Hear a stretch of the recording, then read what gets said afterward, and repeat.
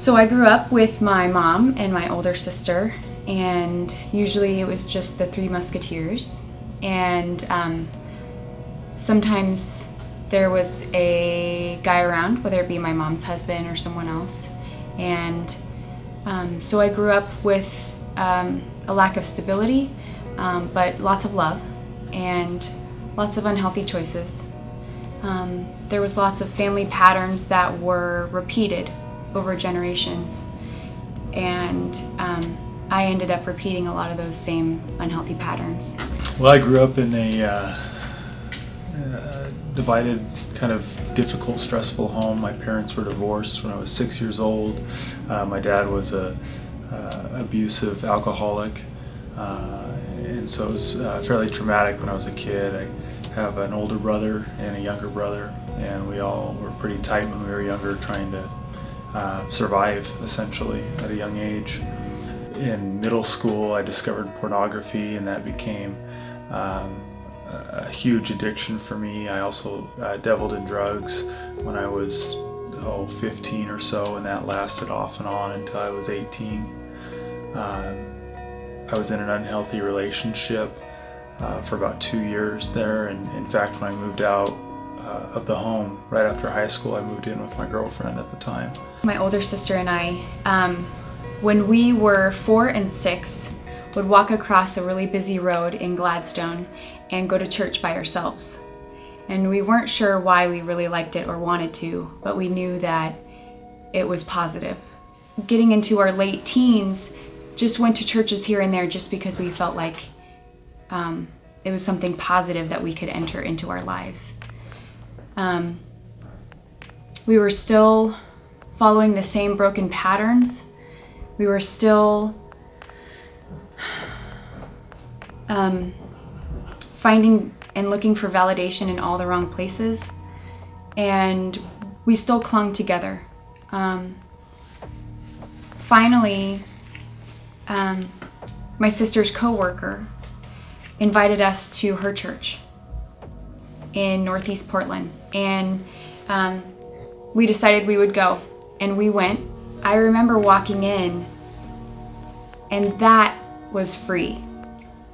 The people there were being free because they were singing and dancing and expressing themselves, and I felt at home. My sister all of a sudden moved away, and we had always clung to each other, and so that was really difficult for me. And then I had ended an unhealthy relationship, and so I was alone for the first time, and devastated and broken and lost, and finally realized that and could name it. And so we did an altar call every Sunday, and finally I felt the urgency to go up there and give my life to Christ and make that declaration, and I did it in front of everybody.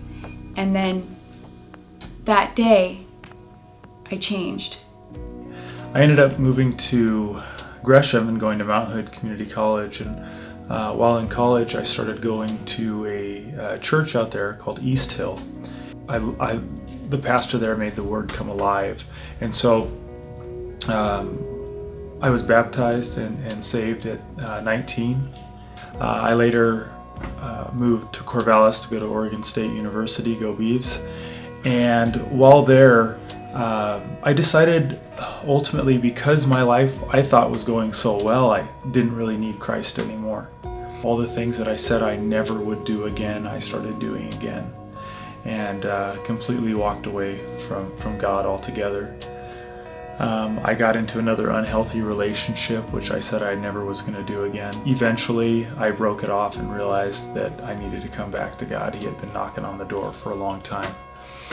And lo and behold, I ended up here at Summit View. Since then, things have been amazing. I got into a couple of men's groups, which have been phenomenal. One of them happened to be the Intercept group here, which focused on guys who were dealing with any kind of sexual struggles, and I was able to gain victory over the pornography, and in fact now I serve in that ministry.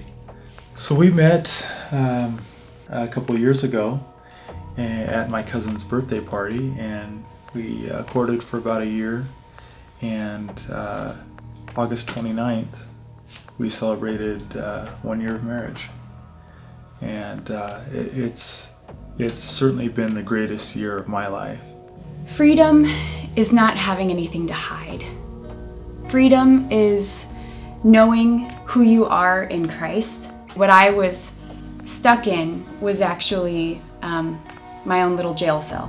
And being able to have a father that loves you genuinely and unconditionally,